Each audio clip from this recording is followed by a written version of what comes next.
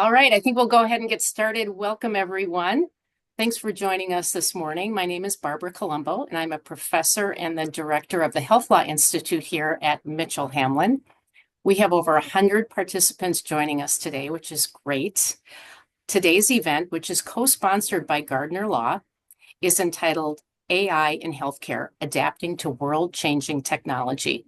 Just for your records, this event has been approved for 2.75 CLE credits. We have a group of phenomenal speakers that will share their expertise with you through 4 different presentations. Following the presentations, we will be having a panel discussion. If you are interested in asking any questions at all, please feel free to put those in the chat and we will get to them during the panel. If you could also indicate to whom you would like the question directed, that would be really helpful for us. As part of the Health Law Institute's commitment to making students practice ready, upon graduation, we work with our students to hone practical skills, including the ability to communicate effectively. I am very excited to introduce our student moderator for today's event. Molly Van de Voort is a student here at Mitchell Hamline. Molly has her MPH and is also pursuing her law degree and certificates in health law and healthcare compliance. Molly is a healthcare policy expert with extensive experience at the Centers for Medicare and Medicaid Services and in the private sector. She has led a number of initiatives on Medicaid drug programs, the No Surprises Act, and medical policies in managed care. Molly is currently a senior principal at Coforma, where she translates complex healthcare regulations into actionable business strategies. So with that, I'll turn it over to Molly. Thanks, Professor Colombo. So first today, our first speaker will kick us off with an overview of AI, and that'll be with Mark Gardner. Mark is a founder of Gardner Law, and he specializes in FDA regulatory, compliance, and privacy law. With over 2 decades of experience, Mark helps healthcare companies manage legal risks, conduct due diligence, and ensure compliance with myriad regulations. Thanks for kicking us off, Mark. Thank you. Appreciate that. I do not see the slides. That might be my issue here. Are the slides up?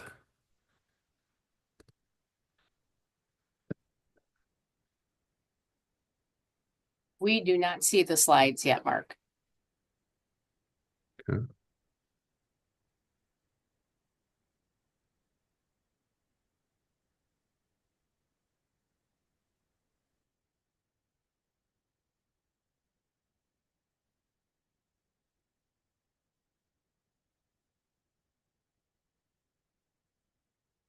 All right, see them now? Yes. Good. Great, thank you. So thanks, Molly, for the introduction. So I'm going to just start off with giving us a little background on AI. It's a ubiquitous term now in our society. It's hard to, read a news article without hearing about it or watch a news report. So just to ground us, I think we probably all know what AI is. I know I was using it this morning to fill out my NCAA bracket, trying to use ChatGPT to help me figure out the potential upsets, but it's used in healthcare, and that's really what we're focusing on here today. So I won't read much in this presentation, but I will in this case, and I'm going to present for about 20 minutes and hand it over. But artificial intelligence, what is that? It's broadly defined as the science and engineering of making intelligent machines, notably intelligent computer programs. AI can use techniques such as models based on statistical analysis of data, expert systems that primarily rely on if-then statements and machine learning. So if you remember back to your statistics, if any of you had statistics, your if-then type of computations, decision trees are the basis of AI.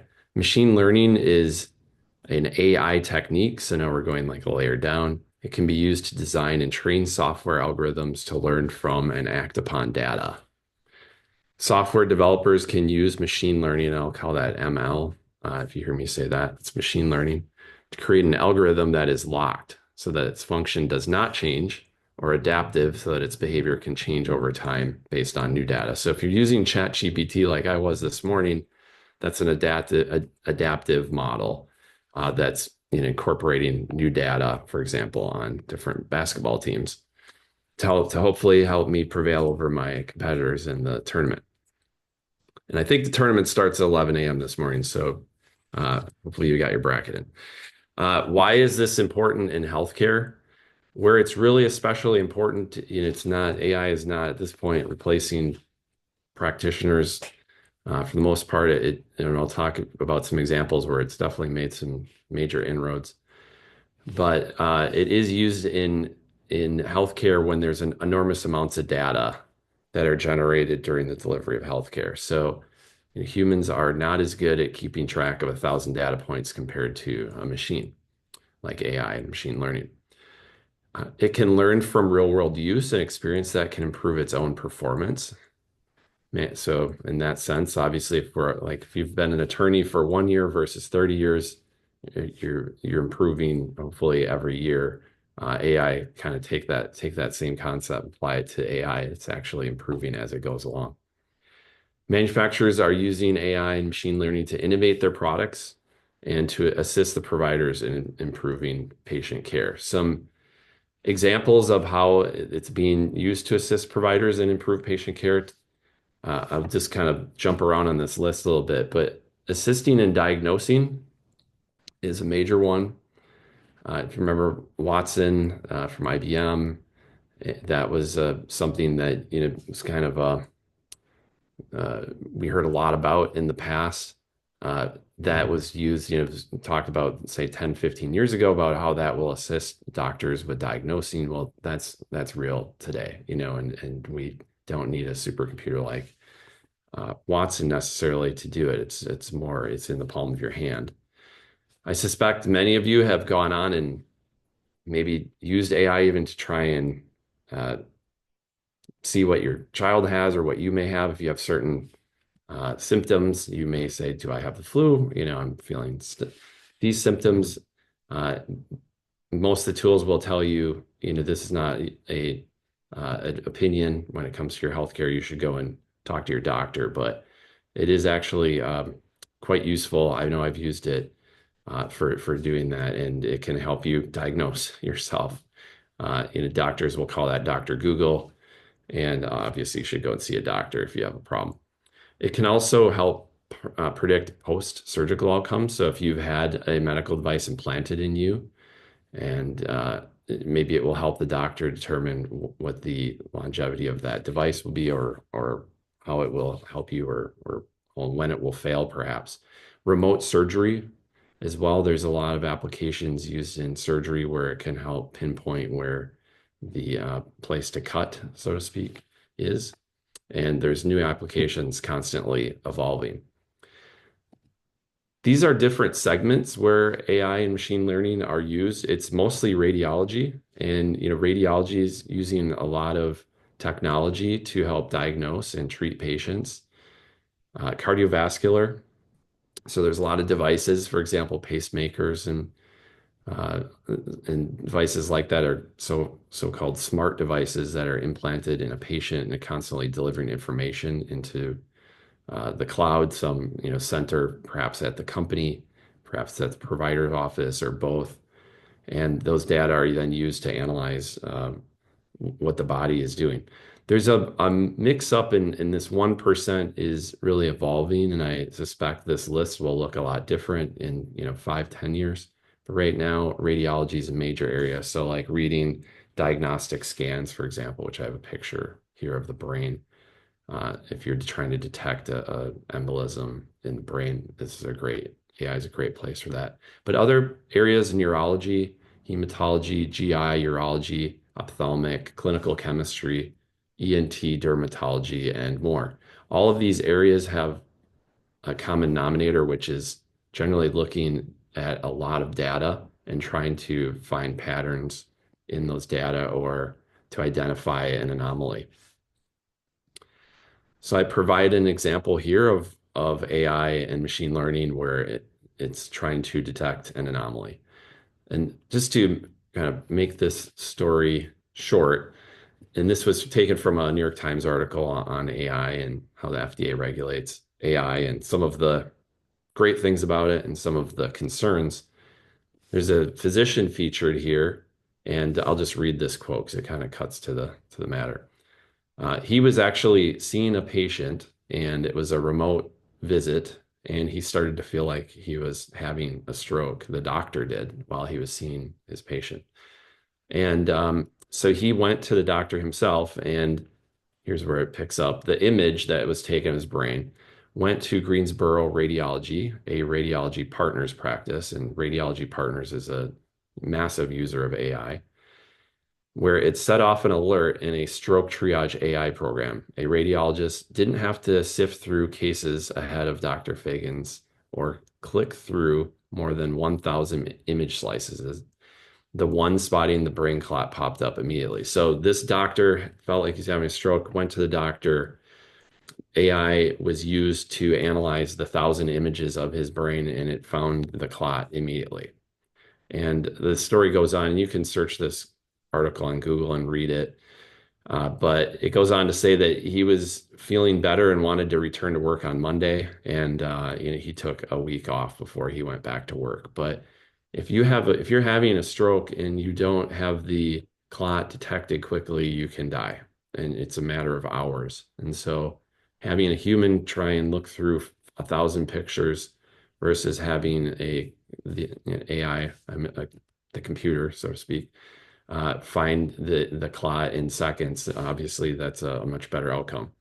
The article talks a little bit about how not all AI systems are created equally, and the individual that is at Radiology Partners leading that practice, which have thousands of radiologists, she worked really hard to find the best technology she could, and she's using it, and it's really helping radiologists detect clots and do their jobs better.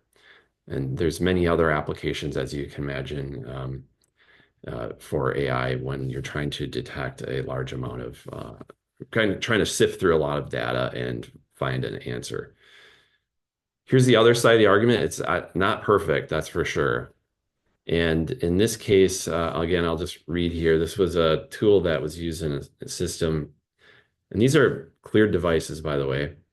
And the University of Michigan researchers examined a widely used AI tool in an electronic health record system meant to predict which patients would develop sepsis. And as you all know, sepsis is very bad. If you have sepsis, you can die of toxic shock. They found that the program fired off alerts on 1 in 5 patients. So it was saying 1 in 5 were positive, though only 12% went on to develop sepsis. So those are what we call false positives. And you can imagine that's very disruptive to the provider's work. If AI is telling them this patient's going to get sepsis, then they go down a completely different path in terms of treatment. And if only 12% of them really have sepsis, that's very wasteful, and it could hurt that patient if they're being treated for sepsis when they should be obviously treated for something else that could hurt the patient. So it's not perfect. And the FDA is doing its best to make sure that the American public is safe from devices that don't work and that the devices are effective. And so this is a very cutting edge area that the agency is trying to get right. And I think they're doing a pretty good job. We at our firm have a lot of respect for the agency. And it's an agency of scientists, and they are data driven. And so as this evolves, we'll see some more changes potentially even to the law in the future, and I'll talk about those in a minute. But just to give you a little background, the first device was cleared in 1995 that contained a rudimentary AI, if you will. It's not like what we have today. Since then, there's been over 1,000 devices cleared through the third quarter of 2024. I would suspect, we have a parabolic growth trend here taking place with the devices. So I suspect there's many more that have been cleared since, and those data are updated by the agency about every quarter or so. So you can go on and check that as well. You can just Google AI devices cleared, approved FDA, and you can see every device that's been cleared through the end of September of last year. How are the devices cleared by the FDA? Mainly three major pathways. I guess we could say four if you were to talk about some wave devices, which I'll talk about in a minute here. But that's really not a pre-market review. But they're cleared. The ways that they are approved ahead of time by the FDA, they're reviewed and approved ahead of time. It's either 510(k) path, de novo path, or PMA pathway. And this is something I walk through with students I teach at Mitchell Hamline and educate them on these topics, or teaching the class right now, in fact. So my students could hopefully recite all of these pathways for you. But in summary, 510(k), I'm going to give a very high level way of thinking about this. If there's already some other AI product out there with the same intended use and same technological characteristics, then a sponsor can say, hey, my device is like that device that exists, and I'd like to have clearance, and the sponsor makes certain promises to the agency that they're doing certain things. And if the FDA agrees that device that the sponsors come up with is as safe and effective as the predicate device, then it will be cleared. There's also a de novo pathway, which I'll talk about in just a moment. But the type of devices for a 510(k) that are right for that would be things like imaging navigation systems, ablation systems, balloon dilation devices. These are medium risk, if you will. Higher risk devices go under the PMA pathway. These are going to be things like pacemakers, neuromodulation, drug delivery devices that are implanted in the body. And the sponsor in those cases has to prove outright that the device is safe and effective. And there is no predicate. There's nothing like it on the market yet. These are your high risk devices. If something is not considered high risk, but there's no predicate, there's nothing like it on the market, then the sponsor can go for what's called a de novo pathway. And it's sort of in between 510(k) and PMA, but you do generally need to provide clinical data to support the safety and effectiveness of the device. So if what I just told you is kind of confusing, that's okay. The summary is that there's different levels of how devices get on the market, and it's driven by the safety profile of the device. The riskier it is, the more data FDA is going to demand, which makes sense. There's also in-house systems which generally do not require pre-market approval or clearance. And those can be developed by the providers like Mayo, Stanford, Duke. They all have their own AI systems. And they just need to be used basically within the hospital systems. They can't be then branded and sold to other providers outside of the institution. If they do that, then they will be subject to these pre-market pathways that we talked about, 510(k) PMA. So FDA is looking at some of these in-house systems, though, because they're concerned like, that what if they're not made properly and we never reviewed them? And Mayo isn't just one clinic; it has a lot of clinics, and same with many big providers and big systems in the country. So more to come on that. Here's another example of a device that was cleared last year, and this is for detecting melanoma, for example. It may be for just abnormal moles, not specifically melanoma. But you can imagine if you have like a picture of your skin, like I'm very fair skin and have had some issues with moles and whatnot. And so I could go in and have a picture of my entire body taken, and this device does that. And then if you go back in, 6 months later, we'll see if any of the moles changed. And this technology, according to my dermatologist, is not 100% there yet, but it's a step in the right direction. So again, that's another example of an area where if you were to take a picture of, I would suspect a lot of people attending the program here have some moles, which are normal, but it's hard for the doctor who looked at your mole 6 months ago to know if it changed or not. And so having technology and AI specifically using that can help detect those changes. Talking a little bit more about the law here, and I'm coming into the final kind of segment of this presentation, again, just to ground you all on AI and how the technology is regulated. The Congress has been thinking about this. They didn't create the 21st Century Cures Act in 2016 to address AI, but CDS, Clinical Decision Support Software, is sort of a it's precursor to the adaptive type of AI that we have today. As I mentioned earlier, we have AI devices going back to 1995, but Congress saw some of this coming.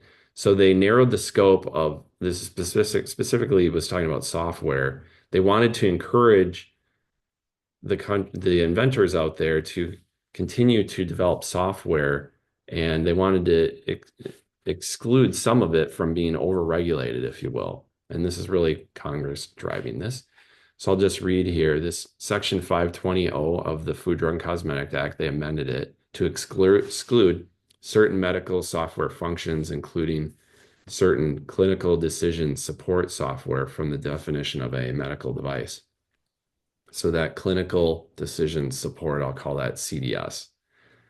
We live in a world of acronyms and FDA regulatory law. So that pursuant to this amendment, Congress said if the CDS software, it's excluded, it's not a medical device, which means it's going to be easier to get on the market or to use if you're a Mayo or whomever, if it meets these certain requirements. And if you step back, why did Congress do this? Again, they're trying to encourage advancement in the space so that we all, as patients, are treated with technologies that can help us and make providers' jobs easier and more effective. So it would not be regulated as a medical device. You would not have to go through the 510(k) program. You would not have to go through PMA or de novo. You could just start creating this device and selling it if it is not intended to acquire, process, or analyze a medical image or a signal from an in vitro diagnostic device or a pattern or signal from a signal acquisition system. So it's not acquiring this information, at least the signal part. 2, it is intended to display or print medical information about a patient or other medical information like clinical practice guidelines. So if you think about like an app, it's just, and maybe I'll just use that as an example. Like, so if the doctor has something on their iPhone, first of all, it wouldn't be hooked up to an MRI. It's not acquiring that data from the MRI to process it and analyze it.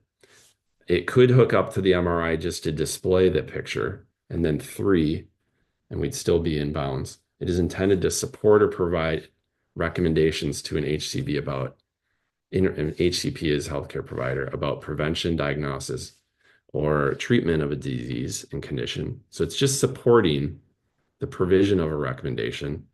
But 4, it is intended to enable the HCPs to independently review. So the doctor's making a decision to review the basis for the software's recommendations. So HCPs do not primarily rely on the recommendations when making a diagnosis or treatment decision. So the summary here, the takeaway of this is really that the CDS is helping, but it's not making a decision for the doctor or making hey, do this. They have sepsis, treat them this way. If they go into that mode and say this patient has sepsis, treat them a certain way, it's a medical device. But if they're just repeating clinical guidelines, it's not. FDA went a little deeper, and if you're interested in this topic, you can read guidance on how FDA went on to interpret the Congress's intent. There's a lot of other guidances out there on how FDA is regulating AI and machine learning, ML. SMAD, there's a guidance on that. Software as a medical device. Predetermined change control plans, there's guidance on that, which is a hot topic. Each one of these could be a presentation in itself. But essentially what the FDA with its PCCPs is saying is if you have AI and it's going to evolve, we need to know how it's going to evolve and approve your plan ahead of time. Our job is to keep the American public safe. and make sure the devices out there are effective. So they would need some comfort around how that adaptive AI is going to work. There's also guidance on good machine learning practice and also real-world evidence, among others. I won't get into this, but there's also the Federal Trade Commission out there that regulates AI. And they are, some of their key functions, regardless of whether it's AI or something else, they are going to prevent deceptive trade practices, unfair competition, and they want to protect consumers. So you'll hear discussion around AI acting in discriminatory fashion, because it's being driven by pools of data. And if you have disparate treatment among different patient populations, and that AI is then going to tell you how to treat people, it could be problematic. So if you have a AI system built on data that's from a Medicaid population and say the poorest county in the country, and it's going to take all those data and say this is how we treat everyone. It's probably going to look different than how if you were to pull data from how all the presidents of the United States going back, or a Congress, whatever kind of elite group you want to think about, they're likely going to be treated differently. There's maybe more tests run on those folks. Maybe they don't care about the cost of care. And so we have to be careful to not have systems that will discriminate. And that's a pretty hot topic. FTC is on top of this. And so more to come on that. Really, we've had it with the change in administrations. We have changes at FDA that I'm sure you've all heard about. And, we have former Commissioner Dr. Califf was talking about AI, saying, hey, it's very exciting. It's a great chance for good, also a real chance to harm people. Marty McCreary is expected to be our next FDA commissioner, but he hasn't been confirmed by the Senate yet. And so we're in a bit of a shift. So we'll see what comes next in terms of FDA leadership on AI. Where are we heading? I would say generally, you're seeing the U.S. take an approach where, and you heard this from the Biden administration, you hear from the Trump administration, that the United States needs to be the leader in AI. And I think, if you were to ask domain experts in the area, they'd probably say that was true until recently. The DeepSeek really kind of shook up the sector, and the Chinese are they in the lead? We don't know. But you'll hear this from like trade groups like AVIMED. They're saying, hey, we have what we need. We don't need to change the law and make it harder for industry to use AI and to develop new products with it. And so you'll see this fight kind of unfold here in the coming months and years. It's already happening in real time. You have states like Colorado and Virginia that are passing their own AI laws. And hopefully we don't have 50 AI laws in the country, and we ultimately have some federal oversight with one law. And Paul Rothermel, my colleague, talked about that more on how we have a quilt work we have many different laws in the U.S. for privacy, and that's creating challenges for industry because you have to deal with 25, 30 laws instead of one federal law. And this is one of the last comments I'll make here. New rules for AI in healthcare. This is still evolving as well. What's the standard of care, et cetera. But this group came out and said that doctors basically need to provide a rationale whether they followed the AI's recommendation or ignored it. So that will be interesting to see how that unfolds. That is it for me. I will hand it over to my next presenter. If anyone has questions, they can ask them, but I suspect you're going to have more questions later here in the presentation. Great. Thank you.